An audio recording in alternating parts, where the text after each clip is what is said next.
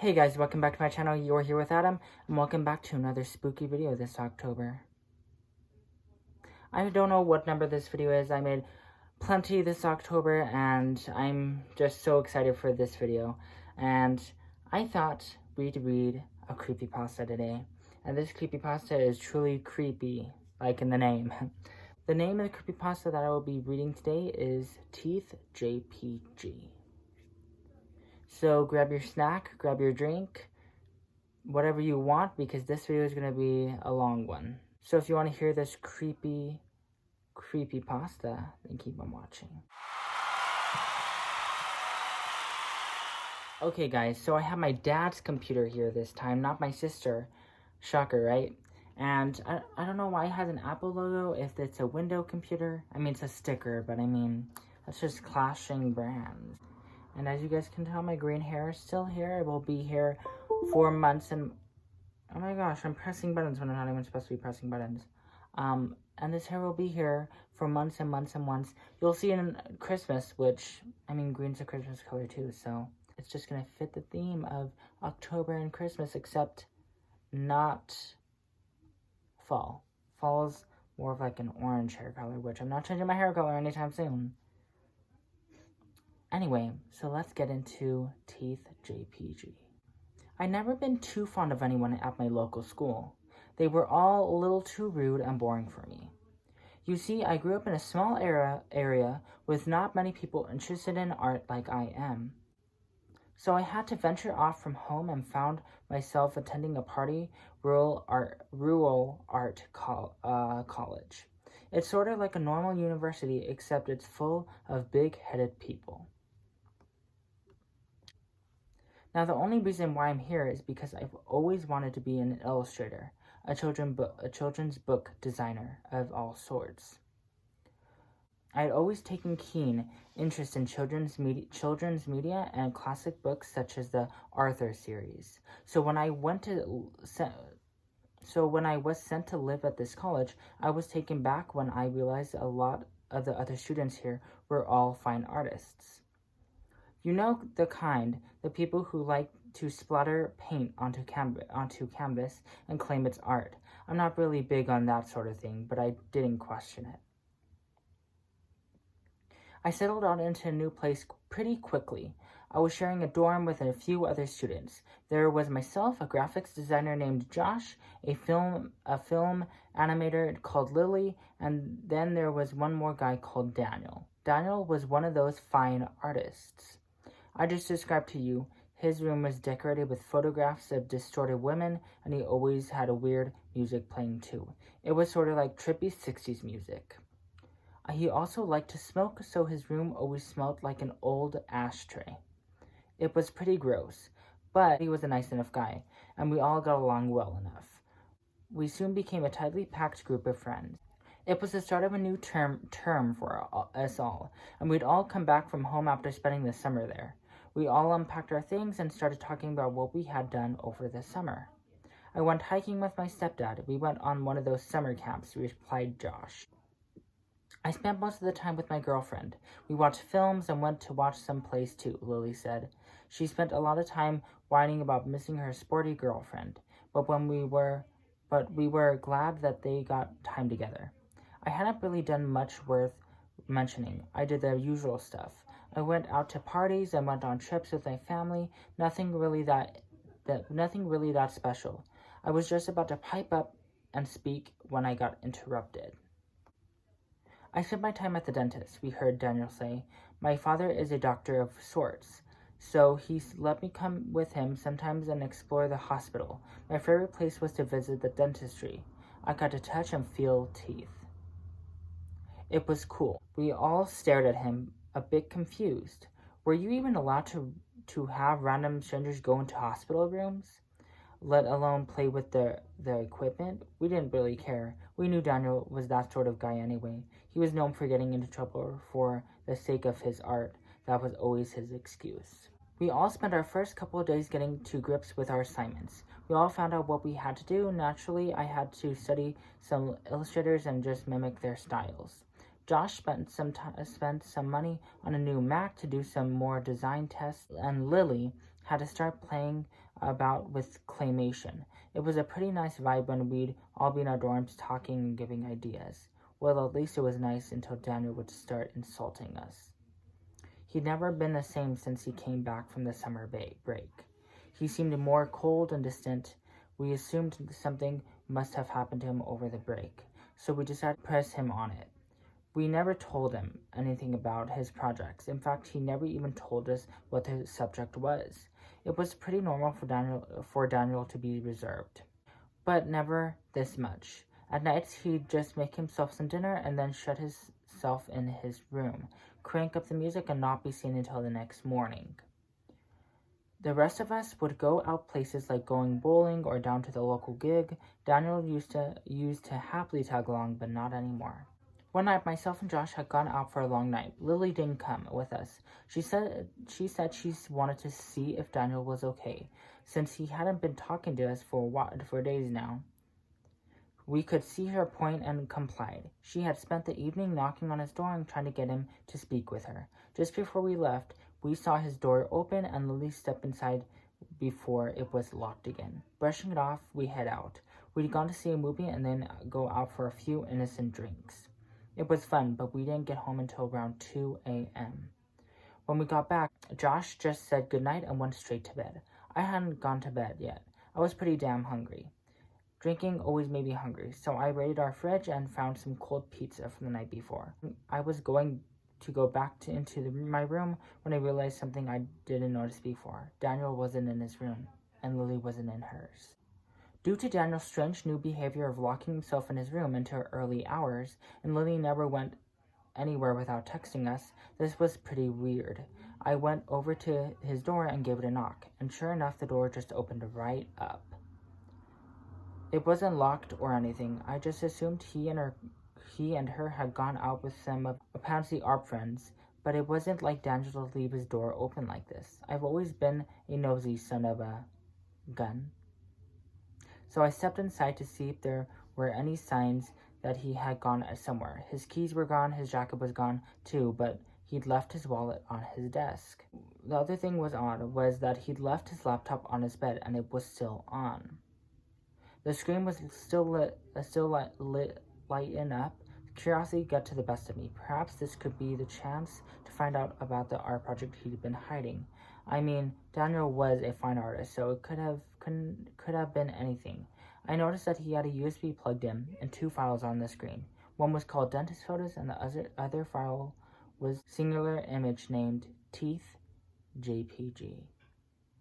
I clicked on the dentist photos, and there was just pictures of people's teeth and plastic models of teeth. It was nothing interesting. I clicked back off the file and decided to check out Teeth.jpg. The image will forever burned into my brain. It startled me so bad that I slapped the laptop shut, shaking as I sat back. I wasn't sure if I wanted to lift the screen again, but I knew I had to, or Daniel would know someone touched his laptop. I lifted the screen again, staring at the image for a brief moment before clicking away from it nervously.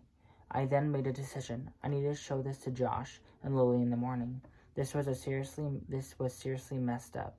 I mean, I knew Daniel was an artistic kind of guy, but this was just insane. I quickly bolted it back to my own room and sourced for my USB drive. I eventually found it and darted back to Daniel's laptop where I copied the image onto my USB. I stared at the image for a little while longer. I was trying to dismiss the image as a mere photo manipulation, but there was just something so wrong about it. Perhaps it was the black, soulless eyes, or the fact that whoever or whatever this creature was pulling up its mouth in such a weird and disturbing way. It almost looked forced, like whoever this creature was forced to pose in this way. I shook it off as a mere thought and fixed up the laptop so it didn't look tampered with before I went back to my own room. Soon enough, I heard our front door open, then the sound of footsteps, then Daniel's door locking. Daniel was back home, but there was no signs of Lily. The next morning, I waited until Daniel had gone out one of his lectures, and since it was Friday, Josh and I had the morning off. I decided now would be a good time to show Josh the image. I asked him if he wanted to see what Daniel had been hiding from us, and he confusedly but also eagerly said yes. I brought my laptop into the living room and loaded up my USB and opened the image for both of us to see. Josh's expression fell into shock before he spluttered. What the F is that thing? I could tell by his reaction that both of us were thinking the same thing. This couldn't have been an art project image. This is no way that this would pass a fine art piece, would it? I mean, sure, art can be creepy at times, but I can't imagine his teachers would appreciate such a creepy and disgusting image. I know that Daniel can be a creepy son of a gun, but that isn't right. We've got to show Lily. We both cut off one another. We paused briefly before looking at one another with confusion. Where was Lily? I realized that she hadn't come back with Daniel last night, and neither of us had seen her that morning. When I explained to Josh what I did last night, he began to worry. Lily was never the kind to just sneak off and not tell anyone. I picked up my phone and began to ring her mobile. For a while there was silence. Then, just from Lily's room, we heard a faint buzzing sound. Josh got up and walked into Lily's room rather quickly. He'd never wanted to go into a girl's room, and came back out holding Lily's phone in his hand, a worried look on his face. Lily was gone, and we had no way to get a hold of her. Maybe she has just gone to a lecture and forgot her phone. I stuttered. Josh shook his head, chewing on his lip out of nerves. No, Lily doesn't have lectures on Friday, remember? She normally at least say hello to us and take her phone. We know she lives on that thing. She never stops texting her girlfriend. He was right. Lily's life revolved around her phone, so we knew there would be no way she'd leave it. Suddenly, her phone lit up. Someone was calling her. We both looked at her phone, then back at one another. Before Josh passed the phone to me, I brought it up to my ear before speaking. Hello. On the other end of the line, I realized it was her girlfriend that was calling. I recognized her husky voice. Ah, Lily, there you are. Thank God, you're okay. You didn't text me at all last night or this morning. I thought something was wrong. I cringed a little bit, realizing I had to break it to her that it wasn't Lily. As I spoke, I heard her girlfriend began to get upset.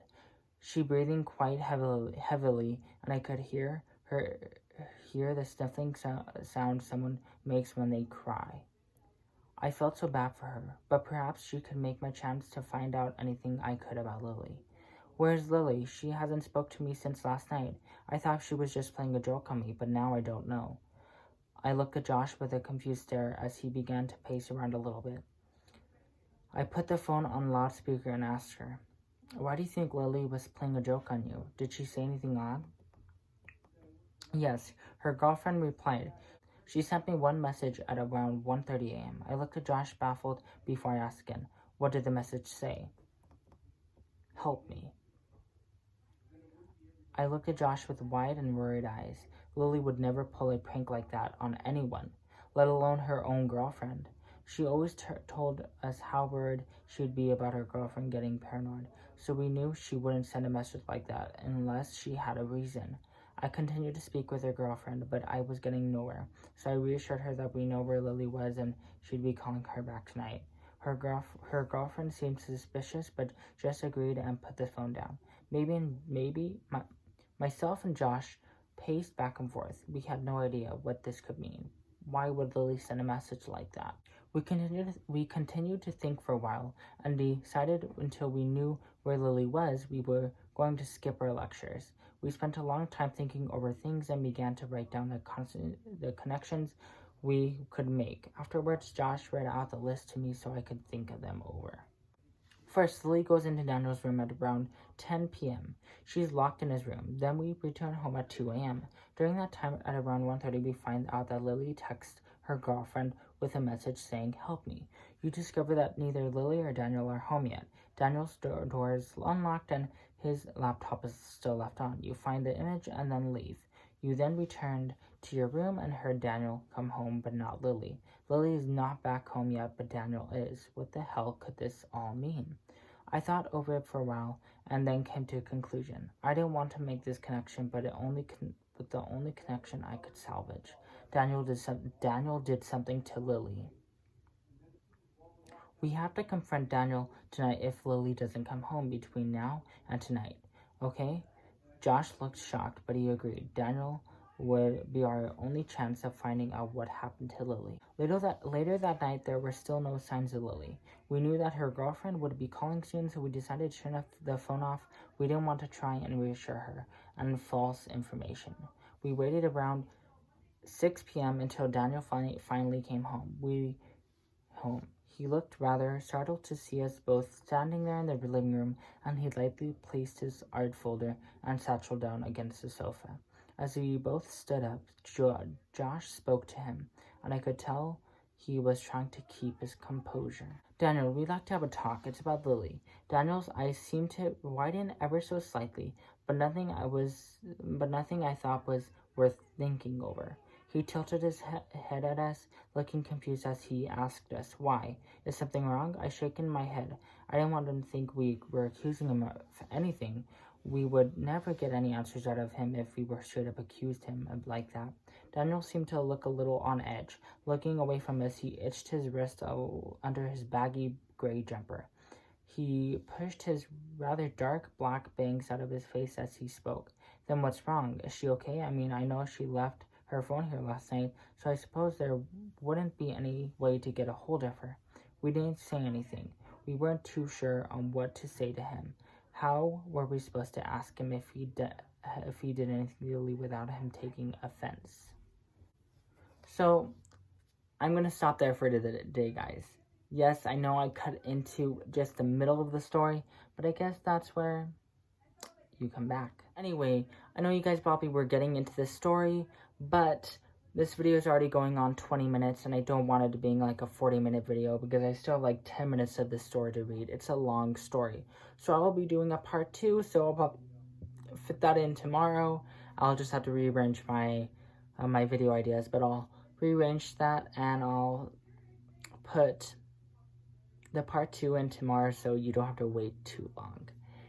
So, if you like that story, give this video a thumbs up, and even if you didn't, give my video a thumbs up just to show me some love and to show me that you support me on this YouTube channel.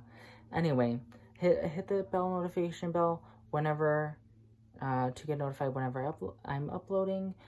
Remember, this whole month of October, I'm uploading every weekday, so Monday through Friday I'll be uploading. My normal upload date is always Wednesday and Friday. Like normal upload date after October is always Wednesday through Friday. Make sure to hit that subscribe button. That would mean the world to me. I'm trying to hit 50 subscribers, hopefully by Christmas time, and hopefully we can do it. I know we can do it. So I'll see you guys tomorrow. Bye.